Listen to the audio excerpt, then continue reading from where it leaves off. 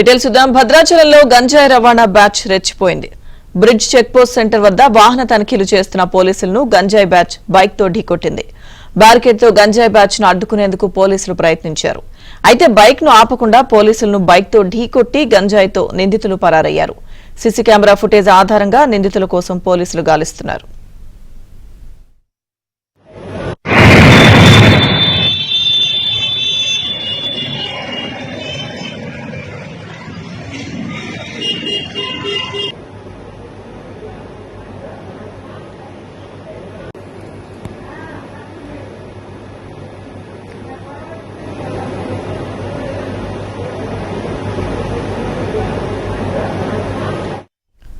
భద్రాచలంలో గంజాయి రవాణా బ్యాచ్ రెచ్చిపోయింది. బ్రిడ్జ్ చెక్ పోస్ట్ సెంటర్ వద్ద వాహన తనిఖీలు చేస్తున్న పోలీసులను గంజాయి బ్యాచ్ బైక్ తో ఢీకొట్టింది.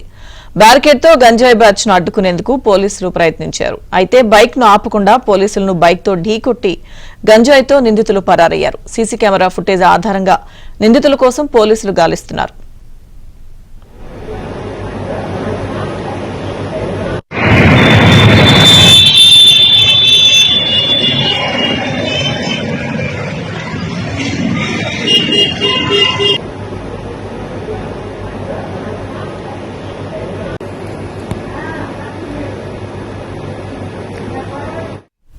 భద్రాచలంలో గంజాయి రవాణా బ్యాచ్ కు సంబంధించిన పూర్తి అప్డేట్స్ మా ప్రతినిధి రవి అందిస్తారు. రవి, గంజాయి మాఫియాలో పనిచేసి అక్రమ రవాణా చేసే యువకులు ఎంత బరితెగింపుగా ఉంటారో మనం ఈ విజువల్స్ చూడొచ్చు. భద్రాచలంలో గోదావరి చెక్ పోస్ట్ బ్రిడ్జ్ వద్ద ఈ ఘటన జరిగింది, నిన్న జరిగింది. ఇది సీసీ కెమెరా ఫుటేజ్ ఆధారంగా ఈ రోజు ఫుటేజ్ వాళ్ళు విడుదల చేయడం జరిగింది. ముఖ్యంగా చూస్తే భద్రాచలం పొరుగునే ఉన్న ఒడిశా నుంచి గంజాయి నిత్యం అక్రమంగా రవాణా అవుతుంది. దీంతో Bhadrachalam Godavari check post bridge వద్ద నిత్యం అక్కడ వాహనాలు తనిఖీ చేస్తుంటారు.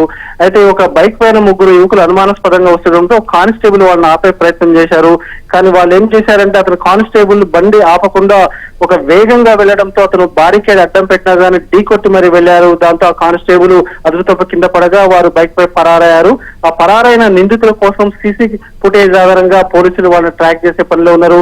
మొత్తంగా చూస్తే పొరుగున ఉన్న ఒడిశా, ఛత్తీస్గఢ్ నుంచి నిత్యం భద్రాచలం మీదుగా గంజాయి అక్రమ రవాణా అవుతుంది. ఈ గంజాయి మాసాలో పెద్దర్ గా పనిచేస్తున్న యువకులు బరితెగింపుగా ఉన్నారు. పోలీసుల మీద దాడులు చేయటం, కళ్ళు కప్పి పరారవడం అవుతుంది.